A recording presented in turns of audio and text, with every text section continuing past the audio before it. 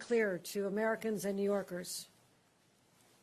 At this time, there is no indication of a terrorist attack. Let me repeat that. At this time, there is no indication of a terrorist-involved attack here at the Rainbow Bridge in Western New York. At 11:27 this morning, a car going at a very high rate of speed crashed into a median at Niagara Street just minutes from here. It's in the city of Niagara Falls, near one of the border crossings into Canada, the Rainbow Bridge. There are 4 border crossings here in Western New York. This is one of the busiest crossings, not just in Western New York, but along the entire U.S.-Canadian border. And it happens on the busiest travel day of the year. So naturally, in a time of heightened alert, everyone sprang into action. It crashed into a Customs and Border Patrol booth, and the car and the booth immediately exploded. Burst into flames. I saw the video of an airborne vehicle that was absolutely surreal. You actually had to look at it and say, was this generated by AI? Because it was so surreal to see how high in the air this vehicle went, and then the crash and the explosion and the fire. That video will be released very shortly. As I said, we're not aware of any threats to this area, but I state the caveat that the investigation is ongoing. If you can imagine, this vehicle basically incinerated. Nothing is left but the engine. The pieces are scattered over 13, 14 booths. So it is a large scene, and it's going to take a lot of time for our federal law enforcement partners, who are with me here today and I'll identify, to be able to piece together the real story, to identify the make of the car. Obviously, there is not a license plate. I've been briefed by law enforcement for the last hour. New York State Police, Colonel Andy Crow, Colonel Allen, other law enforcement officials. I've been joined by Andy Bowker, who's the special agent in charge of the Customs and Border Patrol. I was also briefed by the SAC from the FBI. Also was on the phone with Secretary of Homeland Security Mayorkas. The FBI Director, Christopher Bray, has reached out. The White House has reached out. My staff has been in communication with all of them. I spoke with Senator Schumer, Senator Gillibrand, Congressman Higgins, local law enforcement, as well as local elected officials, because the world is watching to find out what happened here.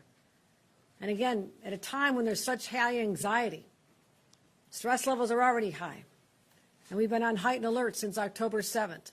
That's why it's so important for me to stand here and tell the world, based on what we know at this moment, and again, anything can change, there is no sign of terrorist activity with respect to this crash. We have identified that this is a local individual, a Western New Yorker. 2 individuals died in the vehicle. The Border Patrol individual working in the booth was injured. The booth literally protected that individual. They went to the hospital with minor injuries and have been released. There is also, again, the busiest travel day of the year. There's a major disruption in, first of all, our cross-border travel. Right now, the Rainbow Bridge will remain closed while law enforcement continues investigation. Again, this is a large, widely scattered scene, and we're trying to identify all the elements to make sure that there is no unforeseen situations that we need to address before we can open again to the public. We're going to make sure the public is safe before they go back on the Rainbow Bridge. Also making sure the structural integrity of the booths, also very important. Our state DOT will be involved in that as well. The Whirlpool Bridge and Lewiston Queenston Bridge opening early this evening, probably open by now. Can anybody confirm that? Yeah. We're open now, okay? They are open now. There's been a lot of people trying to get across. I appreciate that. The Peace Bridge, which was open, is already reopened a half an hour ago. For those traveling by train, unfortunately, Amtrak has temporarily suspended its cross-border service between New York State and Canada. And the Buffalo Airport, despite early reports, the Buffalo Airport was never closed and everything is normal. Domestic flights are still active. There has been no cessation in service there. What I want to do at this time is extend my extreme gratitude to all of our partners, Customs and Border Patrol, Homeland Security, FBI, our state police, local sheriffs, Niagara County, Erie County, all stepped up to assist in trying to identify what exactly transpired here beginning at 11:27 a.m. this morning. They gave up their time from their families. They showed up. They reminded us that there are people who put on a uniform every single day, put themselves in harm's way. The people out there on that bridge, in the immediate aftermath of what happened, unknown, the source, the cause of this explosion, were out there doing their jobs.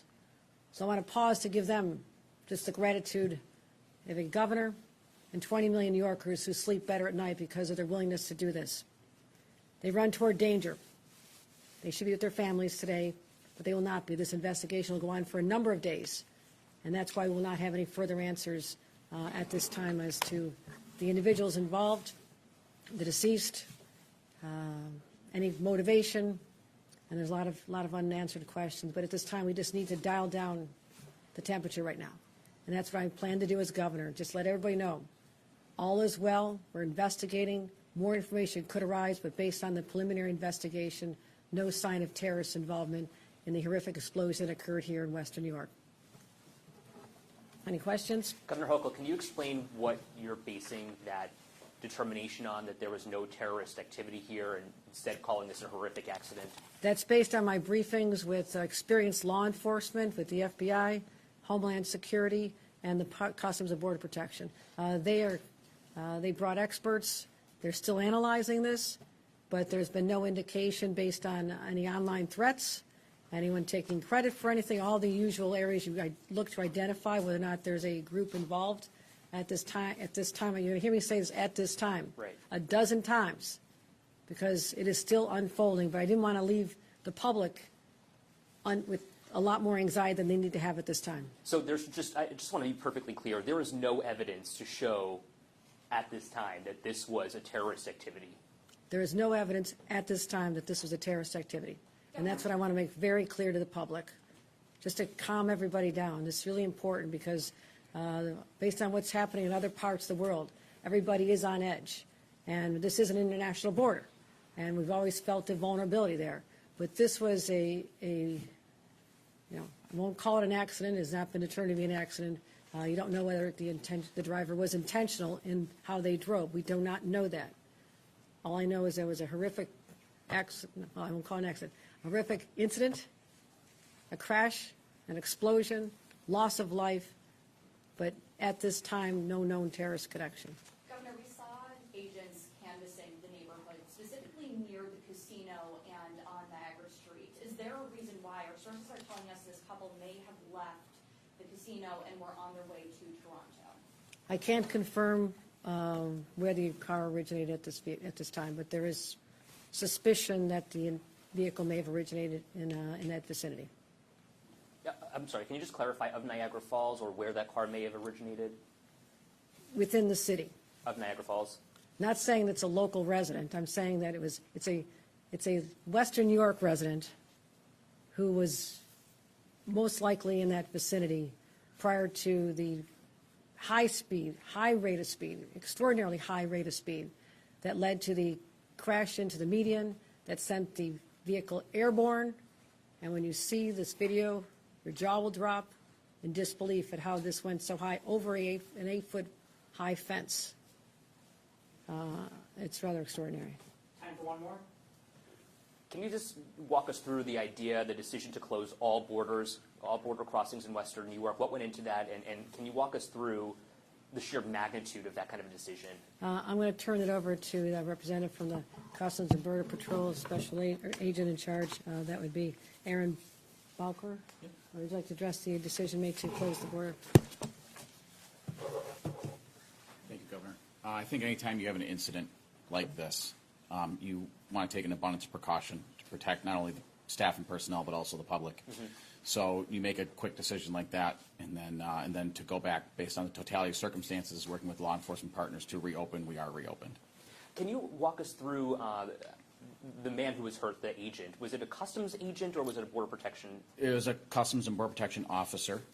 Out of an abundance of precaution, based on some minor injuries, went to the hospital, was treated and released. And what have your conversations with that person been? I'm not going to get any other further details at this time. A veteran of the force, or how long have they Just been? going to leave it at that it was an employee. Have you ruled out suicide? Talking I'm about sorry? casino. Have you ruled out suicide? It's an ongoing investigation, so we're not going to say anything else at this time. Did you say how many people were injured at the scene, just the one, or was there multiple injuries? From our employees, it was one employee. And I think that's something, and it's something we should be grateful for.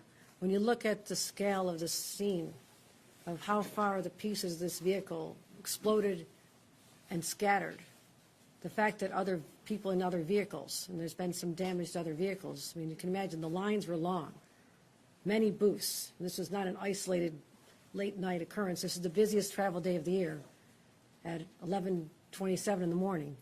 People are on the road, so it was a very congested area, and thank God there was no one else injured. It could have been much more cataclysmic, and so, but thank you all for coming out. I appreciate your attention and helping us let the public know to dial back the anxiety associated with this event. Thank you. Thanks, everybody. Mr. Bowker, really quick, are the booths secure